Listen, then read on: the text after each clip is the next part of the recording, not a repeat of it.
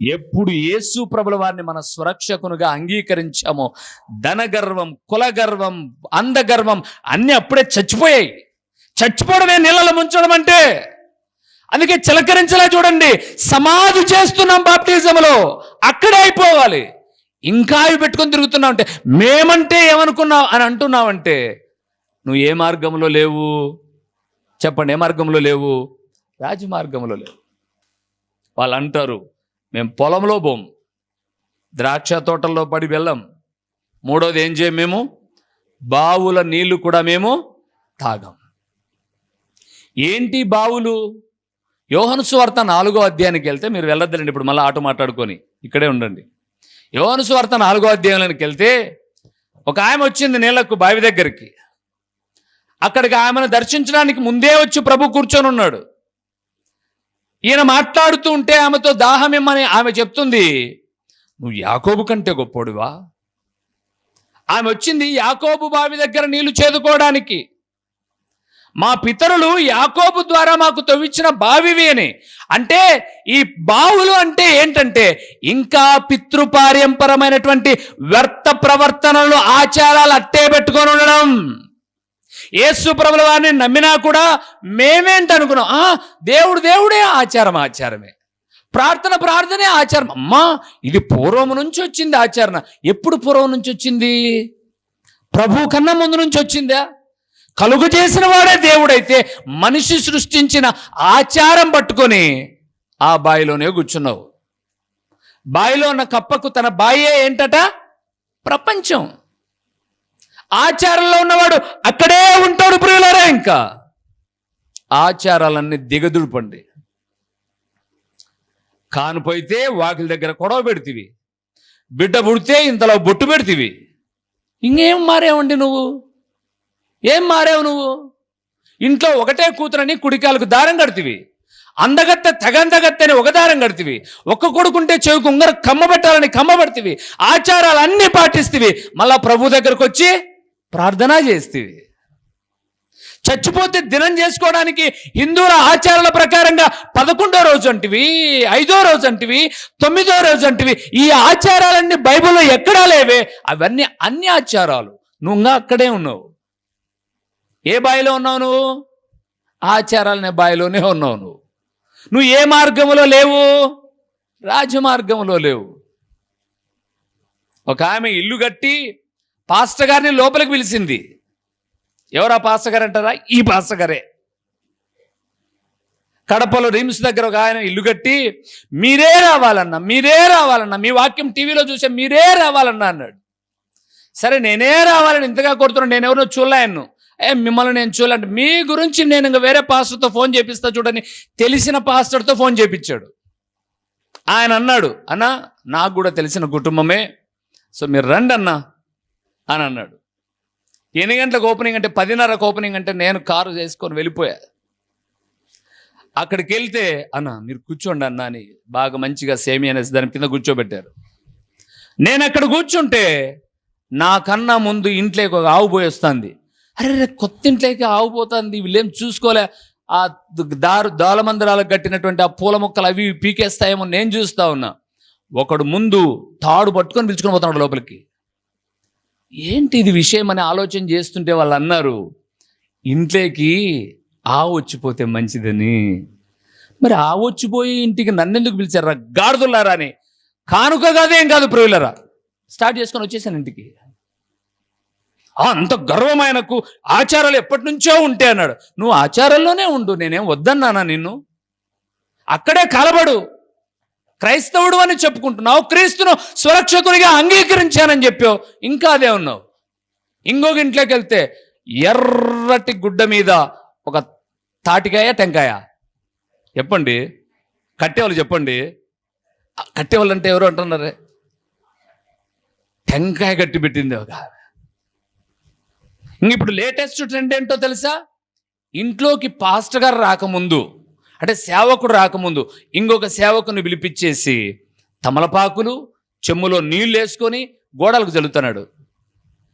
ఏం యూరియా నాది? తోటలో యూరియా చల్లితే పంటలు ఏమంటే ఇంటిని పరిశుద్ధపరుస్తున్నాడంట. అరే ప్రభు సేవకుడు పాదాల మోపితేనే పరిశుద్ధత అంటే నువ్వు అంతా చల్లుకోవడం ఈ ఎవరు చల్లుతారు? ఇవి ఎక్కడ నేర్చుకొచ్చాడు వీడు? వీనేమనాలి ఇప్పుడు? రాజమార్గములో దేవుని నమ్మిన వారు నడవాలి ప్రియులారా. వాళ్ళు అన్నారు ఇశ్రాయేలీయులు, అయ్యా బానిస బ్రతుకు నుంచి మేము వెళ్తూ ఉన్నాం, మేము ఏ మార్గంలో వెళ్తాం? రాజమార్గంలో వెళ్తామయ్యా. ఒప్పుకోలే ఎదోము రాజు ఒప్పుకోలే. వారు దారి మార్చుకొని వేరే రూటుకుండా వెళ్ళారు. దేవుని ప్రియబిడ్డలారా, రాజమార్గం అనగా పరిశుద్ధ మార్గమే, ప్రభువు నడిచిన మార్గమే. అది నీకు కొంచెం కష్టంగా ఉండవచ్చు, కానీ ప్రారంభించి చూడు, నడిపించువాడు ఆయన. సో ఇప్పుడు చెప్దాం. మొదటి విషయం, దేని మీద మన మనసు నిలపాలి చెప్పండి? పరిశుద్ధ మార్గం అనగా రాజమార్గము మీద మనసు నిలుపుదుముగాక. రెండవ విషయానికి వెళ్దాం. దినవృత్తాంతముల 2వ గ్రంథం 20వ అధ్యాయము.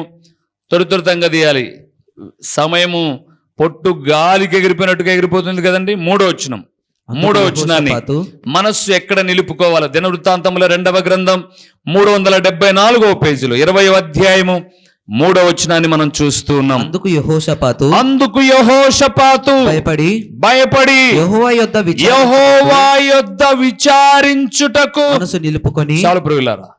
రెండవది, మనస్సు ఎక్కడ నిలుపుకోవాలి? దేవుని యొద్ద విచారణ చేయుటకు నిలుపుకోవాలి. ఎవరి దగ్గర? దేవుని యొద్ద విచారణ చేయుటకు. ఒకడు వస్తాడు, పొద్దున్న మేము వాకింగ్ పోయి వస్తూ ఉంటాం. వాకింగ్ పోయేసి ఇట్లా వచ్చేటప్పుడు ఆడ బేష్మట్టాలు ఉన్నాయి పాతవి, దాని మీద కూర్చుంటాడు. మొత్తం పూసుకోవాల్సిందంతా పౌడర్ అంతా పూసుకుంటాడు. స్నానం ఏమి ఉండవు, పౌడర్ అంతా పూసేసుకుంటాడు. ఆడొక రంగు ఈడొక రంగు అది ఇది పెట్టుకొని పైన ఒక ఎర్రగుడ్డ వేసుకొని శాస్త్రం చెప్తాం జ్యోతిష్యం అని ఒక చిలకన పట్టుకొని తిరుగుతూ ఉంటాడు. వాని పిలుస్తారు వీళ్ళు, ఇక్కర్రా మా జాతకం చూడు. వాని జాతకమే బాగలేక కంపు అంతా ఆడ కొట్టుకొని పూసుకొని వస్తే వాన్ని పిలుచుకొని వానికి 20 రూపాయలు ఇచ్చి నేను ఎట్టుంటా చెప్పు? ఎంత అవివేకులండి. దేవుని యొద్ద విచారణ చేయవలసిన మనుషులు జ్యోతిష్యుల దగ్గర, మాసచర్య చెప్పే వాళ్ళ దగ్గర, దినచర్య చెప్పే వాళ్ళ దగ్గర. నాకు తెలిసిన ఒక స్నేహితుడు ఉండే, క్రైస్తవుడు, ఇంకా చెప్పాలంటే పాస్టర్ గారి కొడుకు. ఈనాడు పేపర్ వాళ్ళ ఇంటికి వచ్చేది, రాగానే ముందు వార ఫలాలు తీసేవాడు. ఏం ఫలాలు? ఈ వారం నాకు ఎట్లుందో చూసి, నేను తేలునంట, నేను కుక్కనంట, నేను ఎలకనంట, ఏదో అవన్నీ ఉంటాయి. ఆ నెల నుంచి ఆ నెలకు పుట్టినోనికి ఆ ఫలాలు ఎతుకులాడుకోవడం. ఏది పేపర్లో రాసిన ఫలాలతో నీ జీవితం బాగుపడుతుందా? దేవుని యొద్ద విచారణ చేయడానికి మనసు నిలుపుకో. ఎవరి దగ్గర అడిగినా నీ బ్రతుకు బాగుపడదు. ప్రభు దగ్గర అడిగితే, కష్టాల్లో, ఇరుకుల్లో, ఇబ్బందులో నువ్వు విచారణ చేయగలిగిన దేవుడు ఆయన. బస్సు గురించి బస్ స్టేషన్లోనే ఎంక్వైరీ చేయాలి, కానీ రైల్వే స్టేషన్కి వెళ్ళి ఎంక్వైరీ చేస్తే లాభం లేదు. బ్రతుకు బాగుండాలంటే బ్రతుకునిచ్చిన దేవుని యొద్ద విచారణ చేయాలి తప్ప వేరే ఏ మానవుని దగ్గర విచారణ చేయటం వల్ల ఏ లాభం లేదు ప్రియులారా. అలాగ విచారణ చేసి బహుగా దీవించబడిన వ్యక్తి బైబిల్ గ్రంథంలో దావీదు గారండి. ఈరోజు నీ కుటుంబంలో కష్టాల కారణం ఏంటో తెలుసా? నువ్వు ఏదైనా చేసే ముందు దేవుని దగ్గర అడగకపోవడమే. అందరినీ అడుగుతావు, ఈ సీర ఎక్కడ కొన్నాను, ఎక్కడ కొన్నాను, ఇంత పెద్ద టీవీ ఎక్కడ కొన్నారు, ఆఫర్లు వస్తే. ఇది ఎక్కడ కొన్నావు, వాషింగ్ మిషన్, ఇప్పుడు ఆఫర్లు అన్నీ ఉంటే. అరే నీకు ఇచ్చిన డబ్బు ఎలాగ ఖర్చు పెట్టాలో ముందు దేవుణ్ణి అడుగు. దేవా ఇది చేయమంటావా, నేను తీసుకోమంటావా, నా కుటుంబానికి క్షేమమా? కొంతమంది చాలా వస్తువులు కొనింటారు, ఎందుకు ఉపయోగపడవు. క్రిస్మస్ ఆ పొద్దు తోమేది గోడ మీద పెట్టేది, తోమేది గోడ మీద పెట్టేది, తోమేది గోడ మీద పెట్టేది. ఏ ఉపయోగం ఉన్నాయా చెప్పండి మీరు? లేవు. చాలా మందికి అర్రల బాక్సులు పెట్టింటారు. ఏం మరి యారలో మాకు ఒక పూట పంపలేబ్బా, పోనీ ఎవరికైనా పంపుతారంటే అట్టా పంపరు. ఏంటి కొన్నారు? ఉండాలంట ఇంట్లో. ఏమో ఉండాలంటే రేపొద్దున సెకండ్ హ్యాండ్ రేట్లో కూడా పోదే. స్టీలు సిల్వర్ అన్న కొనుక్కుంటారు, కానీ స్టీల్ ఎవరు కొనరే. ఉండాలంట. వాళ్ళ ఇంట్లో ఉంది అని చెప్పండి, వాళ్ళ ఇంట్లో ఉంది, మా ఇంట్లో ఉండాలంతే. నీవు ఆర్థిక మాంద్యంలో వెనకబడిపోవడానికి కారణం ఏంటంటే దేవుని యొద్ద విచారణ చేసి కొనుగోలు చేయకపోవడం. సో మనస్సు రాజమార్గం తట్టు నిలుపుకోవాలి. రెండవది దేవుని యొద్ద విచారించడానికి నిలుపుకోవాలి. మూడవది ఎక్కడ నిలుపుకోవాలో చూద్దామా? దినవృత్తాంతములు 2వ గ్రంథానికి వెళ్దాం. 30వ అధ్యాయానికి వెళ్దాం ప్రియులారా. దినవృత్తాంతములు 2వ గ్రంథం 30వ అధ్యాయము 19వ వచనం. పరిశుద్ధ స్థలము యొక్క శుద్ధీకరణము చొప్పున తన్ను పవిత్రపరచుకొనకయే తన పితరుల దేవుడైన యెహోవాను ఆశ్రయింప మనసు నిలుపుకొనినా. చాలు పురుగులారా. మూడవది మనసు ఎక్కడ నిలుపుకోవాలట? దేవునిని ఆశ్రయించుటకు మనస్సు నిలుపుకోవాలి. మీకు బాగా పరిచయమైన ఒక వాక్యం చెప్తాను. 118వ కీర్తన 8-9 వచనాలు ఏమున్నాయి? మనుష్యులను నమ్ముకొనుట కంటే, రాజులను నమ్ముకొనుట కంటే యెహోవాను ఆశ్రయించుట మేలు. అంటే నీవే నా ఆధారం అని ఆశ్రయించడం ప్రియులారా. ఇంకా మీకు అర్థం కావడానికి చెప్తాను. ఎండొచ్చినా వానొచ్చినా తడవకోకుండా సఫిషియెంట్గా ఉండడానికి మనం ఒక మంచి మందిరాన్ని కట్టుకున్నాం. ఎవరైనా మందిరం కట్టుకున్న వాళ్ళు ఒక మంచి రూఫింగ్ వేసేసుకొని దాని లోపల ఉంటారు. కారణం ఏంటంటే ఎండ, గాలి, వాన వీటి నుంచి తప్పించుకోవడానికి. మనం కట్టుకునే గృహాలు, తీసుకునే గృహాలు కూడా అంతే. అవి మనకు ఎలాంటి ఆశ్రయం అంటే ఆ ఎండ, వాన, గాలి నుంచి మంచి విశ్రాంతి కొరకు తప్పించుకోవడానికి మనం తీసుకుంటాం ఆశ్రయ స్థలాలుగా. ఇప్పుడు దేవుడే మనకు ఆశ్రయం అంటే ఎలాగంటే కరువులో, కష్టాల్లో, ఇరుకుల్లో, ఇబ్బందులలో ఆయన దగ్గర శరణు వేయడం.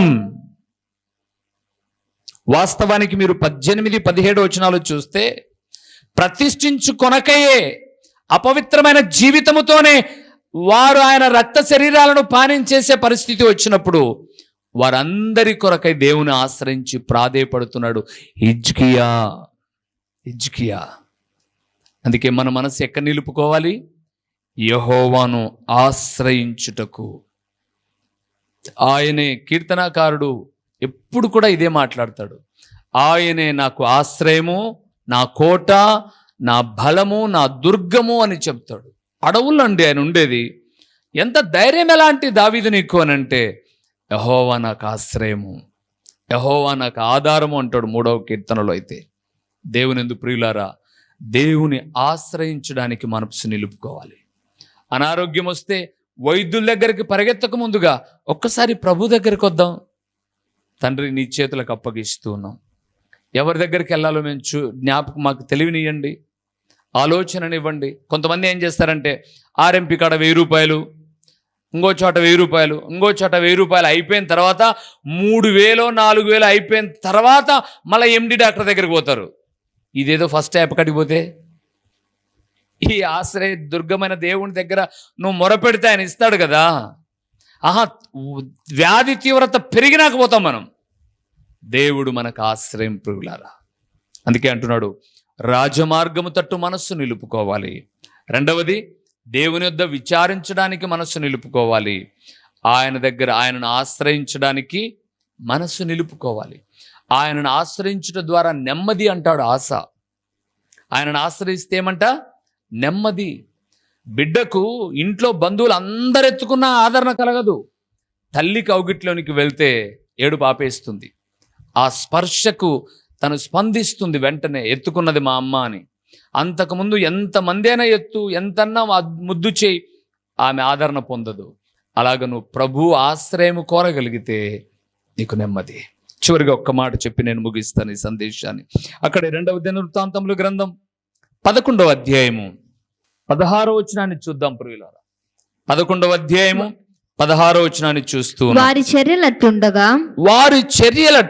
ఇశ్రాయేలీయుల గోత్రములయందంతట ఇశ్రాయేలీయుల దేవుడైన యెహోవాను వెదకుటకు మనస్సు నిలుపుకొనిన వారు. చాలు ప్రియులారా.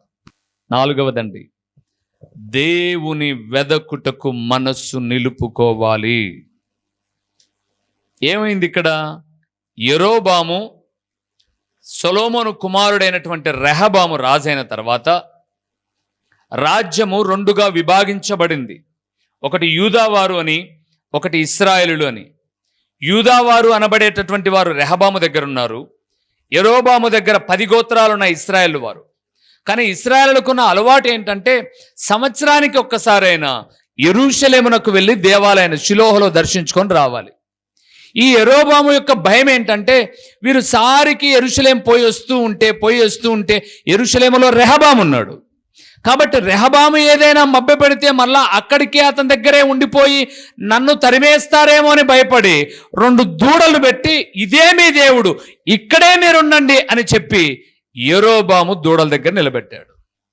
కానీ ఇశ్రాయేలులో చాలా మంది ఏం చేశారంటే దూడ దేవుడు కాదు మాకు, నువ్వు నిలబెట్టిన ఈ రాయి దేవుడు కాదు మాకు అని చెప్పి వాళ్ళు నిజ దేవుని వెదకడానికి ఎక్కడికి వెళ్ళారు? వాళ్ళు షిలోహుకు అని యెరూషలేముకు వెళ్తున్నారు.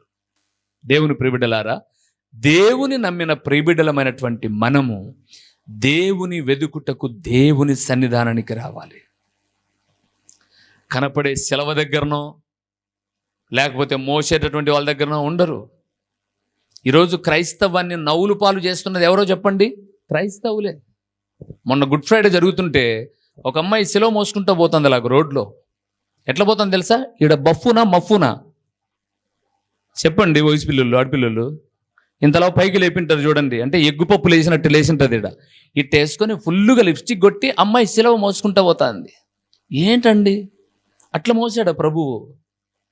అదే నా సేవకులు ప్రోత్సహించాల్సింది. ఏమి నేర్పిస్తున్నారు సమాజం? గద్దిస్తున్న వారిని ద్వేషిస్తున్నారే తప్ప ఇది వెదకడమా? వీధులలో యాక్టింగ్ చేయడమా దేవుని అంటే? నవ్వులపాలు చేయడం కాదండి ఇది, నవ్వులపాలు చేయడం కాదు. ఇది చాలా మందికి నచ్చదు ప్రియులారా ఈ బోధ. వెదకడము ఎలాగో తెలుసా? అక్కడే చూడండి ఒక మాట. దినవృత్తాంతములు 2వ గ్రంథం 15వ అధ్యాయము 15వ వచనాన్ని చూద్దాం ప్రియులారా. వెదకడం అంటే ఎలాగో తెలుసా?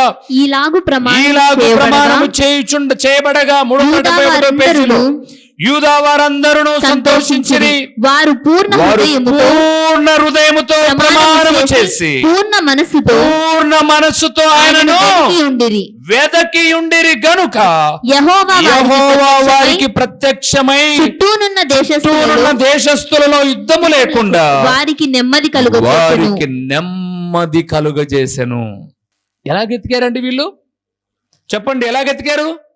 పూర్ణ హృదయముతో, అంటే పరిపూర్ణంగా దేవుని మీద ఆధారపడి ప్రాణాత్మ దేహములు ఆయన పాదాల చెంత సమర్పించి, దేవా వెదుకుతున్నామయ్యా నిన్ను, నీ సన్నిధి, నీ ప్రసన్నత మేము కల్లారా చూడాలని.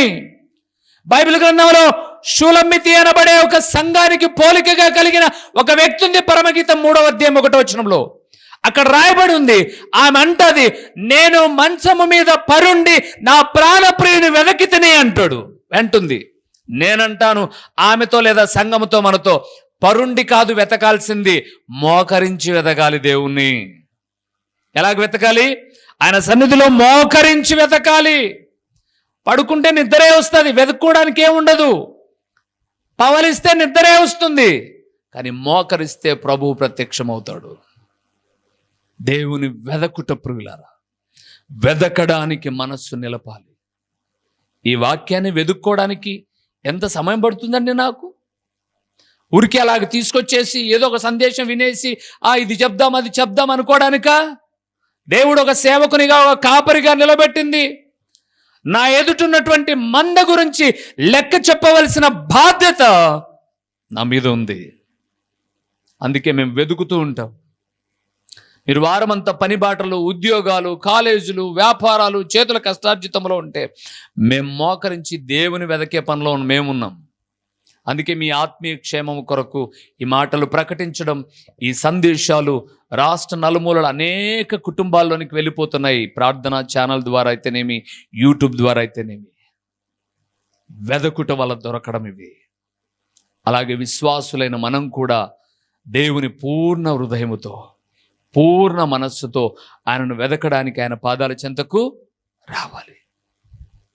రావాలి ప్రియుల. లోక సంబంధమైన వ్యక్తుల వలె కాదు. ఒక వ్యక్తి 10 నాణేలు ఉన్నాయి ఆమె దగ్గర. 15వ అధ్యాయం లూకా సువార్తలో. ఒక్కటి పోగొట్టుకుంది ఆమె. ఏం చేసిందంటే ఆమె ఇల్లంతా ఊడ్చింది. ఎక్కడ పోయావు ఆత్మీయతలో? ప్రార్థనలో వెనకబడ్డావా? నీ ఆత్మీయ స్థితిని అంతటిని మోకరించి ఊడ్చు. ఆ ప్రార్థన జీవితాన్ని వెనక్కి నెట్టివేసింది ఏ వ్యామోహం? సీరియలా, సినిమాలా, వ్యర్థమైనటువంటి ఫోన్ చాటింగా, ఊరికే కూర్చోవడమా? నీ ప్రార్థనా జీవితాన్ని దొంగిలించింది ఏది? వెదకి మరలా రీస్టోర్గా. దేవుని మందిరం అంటే ఏంటో తెలుసా? ఎప్పటికప్పుడు నిన్ను ఫిల్లింగ్ చేసేటటువంటి పెట్రోల్ బంకు లాంటిది. మనం బండిలో వెళ్తూ ఉంటే ఆ సిగ్నల్ చూపిస్తూ ఉంటుంది, ఇంకా అయిపోతుంది పెట్రోల్ అని. అయిపోతుందని తెలియగానే వెంటనే నువ్వు ఫిల్ చేసుకోలేదనుకోండి, నీ బండి ఏమైపోతుంది? ఆగిపోతుంది. నీ ప్రార్థనా జీవితం వెనకడిగిపోయింది, నీ వాక్య పఠనం వెనకడిగైపోయింది, నీ విశ్వాస జీవితం వెనక్కి అని తెలిసినప్పుడు, దేవుని సేవకులు హెచ్చరిస్తున్నప్పుడు, నేను 2 వారాల నుంచి రాలేదు కాబట్టి నన్నే మాట్లాడాడు సేవకుడు అనుకోవాకు. నన్ను హెచ్చరించాడు, నేను ఆగిపోక ముందేని తిరిగి ఫిల్ చేసుకుని ముందుకు రా. అప్పుడు దేవుడు నిన్ను దీవిస్తాడు. కానీ నువ్వేం చేస్తావు? వెదకకోకుండా, ఆయన సన్నిధిలో గోజాడుకోకుండా వ్యర్థమైన వాటి మీద దృష్టి పెట్టేసావు. దేవుని ప్రియబిడ్డలారా, దేవుడు మాట్లాడుతున్నాడు ఇశ్రాయేలుతో మాట్లాడుతూ చాలా చక్కటి మాట. ఆయనను ఎలాగ వెతకాలట? పూర్ణ హృదయముతో వెతికితే. అక్కడ ఒక మాట అన్నారు, అది మీరు మర్చిపోయారేమో. యుద్ధములు లేకుండా వారికి నెమ్మది. వెతికేటటువంటి వారికి నెమ్మది. ప్రియులారా, ఈరోజు ఈ మాట వింటున్న దేవుని కుమారుడా, దేవుని కుమార్తె, మన మనస్సు ఎక్కడ నిలపాలండి? రాజమార్గము తట్టు. అందరు చెప్పాలి, ఎక్కడ నిలపాలి? రాజమార్గం. ఏదండి రాజమార్గం? పరిశుద్ధ మార్గమే రాజమార్గం. ఎలాగుంటుందండి పరిశుద్ధ మార్గం? పొలములలో పడిపోకుండా, ద్రాక్ష తోటల్లో వెలకోకుండా, బావుల నీళ్లు తాగకుండా, అనగా పొలము అనగా లోక సంబంధమైన వ్యామోహాల చేత ఆత్మీయతను చెరుపుకోకుండా, శరీరాశల చేత లోక సంబంధమైనటువంటి వ్యక్తులుగా జీవించుకోకుండా, నేత్రాశ చేత, జీవపు డమ్మము చేత, అతిశయాల చేత పరిశుద్ధ మార్గములో నుంచి తొలగిపోకుండా, మత్తు, ఏ మత్తు నీలో ఉందో దేవునికి లెక్క చెప్పాలి. సోదరుడా, సోదరి, నీ ధనము, నీ కులము, నీ గోత్రాలు ఏవి నీ వెంటరావు. చచ్చిపోయిన వాడికైనా సరే, బ్రతికున్న వాడికి, చచ్చున్న వాడికి జీవం ఉన్నంత వరకే విలువ. నీకు యాక్సిడెంట్ అయిందనుకోండి, ఉదాహరణకు, మా కులమోళ్ళే డాక్టర్ చూచే నేను చూపించుకుంటా అంటావా? కుదరదు. గుండె కోయాల్సి వచ్చినప్పుడు వాళ్ళది ఏ క్యాస్టరా అని అను, పోతావు పైకి బిరిక్కిన. అదిగా చూడాల్సింది. నాకు ఆరోగ్యం అవసరం, నా ఆత్మీయతకు, నా కొరకు ప్రార్థించే సంఘం అవసరం. ఆ మత్తులో నుంచి బయటకు రావాలి. మీరందరూ ఇప్పుడే వచ్చారు. ఇంకా ఎవరి మనసులోనైనా ఉంటే వద్దు ప్రియులారా. నేను ఎప్పుడైనా మా కుటుంబంలో మాట్లాడుతుంటే మా ఆమె అంటుంటుంది, నువ్వు అట్లా ఇట్లా అని చెప్పేసి అంటే నేను చెప్తాను, ఎవరి దగ్గరైనా సరే నేను చెప్పగలను ప్రియులారా. సేవా జీవితం ప్రారంభించిన దినాలలో ఒక ఆమె, ఒక ముస్లిం భార్యాభర్త అండి, ఇక్కడే సమీపంలో గ్రామం, ఎద్దుల వేని గ్రామంలోనే. ప్రార్థన అయ్యేసరికి 11 అయిపోయింది ఆ రోజు. ఎవరింటికి వాళ్ళు వెళ్ళిపోయారు. అప్పటికే ఆలస్యమైంది, పొద్దున్నే పనులకు పోవాలని. ఒక ముసలాయనండి, భార్యాభర్త, చనిపోయాడు ఆయన. ఇప్పుడు ఎట్లా పోతావు, మా ఇంటికి రావాలా భోజనానికి అని పిలిచాడు. నాతో పాటు 4 సేవకులు ఉన్నాం. మేమందరం వెళ్ళాము అక్కడికి. వెళితే వాళ్ళకి సరిగా కనిపించవు, అన్నం సరిగా ఉడకల. పైపెచ్చు మాకు పెట్టిన ప్లేట్లలో, మాకు అన్నం పెట్టిన ప్లేట్లలో, అప్పుడు ఈ పేపర్ ప్లేట్స్ ఇవన్నీ లేవు, మాకు పెట్టిన పేపర్ ప్లేట్లో బాగా ఒక మూలన, అంటే నీళ్ళన్నీ కడిగిన తర్వాత ఒక మూలలోకి వచ్చిన తర్వాత మట్టి ఎంత ఉంటానులే అట్లా మట్టి తేటగా కనపడుతుంది. నేను ఆయనకు చెప్దామని ఎందుకంటే అది తొలి దినాలు, చెప్దామని అనుకుంటే నాకన్నా అనుభవంతో కలిగిన దైవజనుడు అన్నాడు, ఈ వయసులో మనకు వారు అన్నం పెట్టడం చాలా గొప్ప. ఉడికిందా, ఉడకలేదా, వాళ్ళది ఏ కులం, ఏ మతం, ఇది కాదు ముఖ్యం, వాళ్ళ ప్రేమ మనకు ముఖ్యం. పద కడుక్కుందాం. మళ్ళా మేము వెళ్ళామండి, గిన్నెలన్నీ కడుక్కొని వస్తుంటే ఆమె ముస్లిం అంటుంది, బాబు ఏంటి అలాగ వెళ్తున్నా, నేను కడుగుతాను ఆయన అంటుంది. లేదులే మనం కూర్చో అని చెప్పేసి వచ్చి కూర్చున్నాం. మేమందరం అన్నం తింటుంటే నాతో పాటు ఉన్నటువంటి ఆ పెద్ద ఆయన సేవకుడు అంటున్నాడు, కమ్మగా ఉందమ్మా అని. ఉడకలేదు, కడుపు నొప్పిస్తుందేమో నేను అనుకుంటున్నా, కానీ ఆయన అంటున్నాడు, కమ్మగా ఉందమ్మా అన్నాడు. ఏంటి ఇలాగంటున్నాడు అని అంటే, ప్రార్థన పవిత్రపరుస్తుంది నాయన అన్నాడు. నిజమండి, మంచి ఆహారం తిన్నప్పుడు కడుపు నొప్పితో బాధపడిన రోజులు చాలా ఉన్నాయి, కానీ ఉడకనన్నం తిన్న రోజు మాకు ఏ కడుపు నొప్పి రాలా. వారి ప్రేమను గుర్తించి కానీ వారి కులాన్ని గుర్తించగాక రూబేన్ చాలా ఉంది సేవ అన్నాడు. ఆ రోజు నుంచండి ఎన్నో ఊర్లకు వెళ్ళాను. చాలామంది ఊరు బయట గుడిచెల్లో ఉంటారు. అన్నా నీళ్ళు తాగన్నా అని ఇస్తారు, మజ్జిగన్నా అని ఇస్తారు, పాలన్నా అని ఇస్తారు. నేను జ్ఞాపకం చేస్తున్నా, ఆ మత్తు ఎప్పుడో తొలగిపోయింది, ఎప్పుడో పోయింది. ఒకవేళ 10 రూపాయలు ఉంటే ఆ గర్వపు లక్షణాలు ఉండకూడదు మన దగ్గర. మనం ఉన్నది బైబిల్ చెప్తుంది, ఈ లోకంలోనికి ఏమీ తీసుకురాలే, పోయేటప్పుడు కూడా మీరు తీసిపోతారులే, రొందన్న తీసిపోతారులే. తీసిపోతామా? లేదు. అందుకే అంటున్నాడు, ద్రాక్ష తోట మత్తు వద్దు, బావులలో ఆచారాలు వద్దు. రెండవది, యెహోవా యుద్ధ విచారించుటకు మనసు నిలుపుకుందాం, దేవుని ఆశ్రయించుటకు మనసు నిలుపుకుందాం. చివరిగా ఆయన అంటున్నాడు, దేవుని వెదకుటకు ఏమి నిలుపుకుందాం? మనస్సు నిలుపుకుందాం. అదే అన్నాడు ప్రసంగి 7:25లో, నేను వివేచించుటకు జ్ఞానాభ్యాసము చేయుటకు బుద్ధిహీనత వెర్రితనమనియు వెర్రిహీనత బుద్ధిహీనతనియు తెలుసుకొనుటకు నా మనస్సు నిలిపితని అన్నాడు.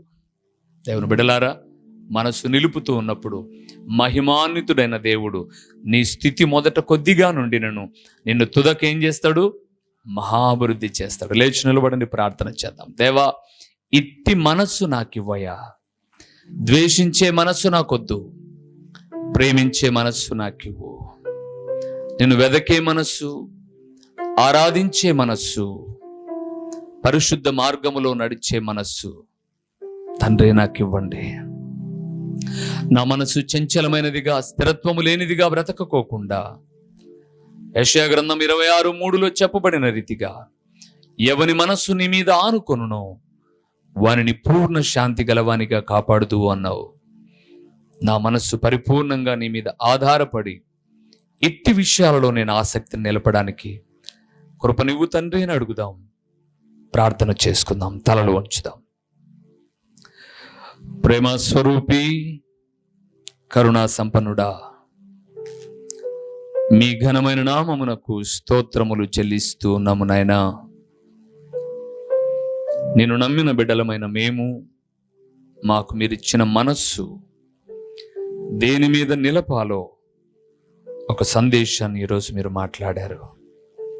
నిజమే తండ్రి, ఈ స్థిరము లేని మనస్సు నీకు అప్పగించి ఈ మనసు రాజ్యమార్గమైన పరిశుద్ధ మార్గమైనటువంటి మీ తట్టు నిలపడానికి, మీ యొద్ద విచారించడానికి, మిమ్మల్ని ఆశ్రయించడానికి, మిమ్మల్ని వెదకడానికి మా మనస్సులను స్థిరపరిచి బలపరచండి. దీనికి భిన్నముగా చెడగొట్టేటటువంటి ప్రతి విధమైన అపవాది క్రియలను నజరేయుడైన యేసు నామములో లయపరచండి.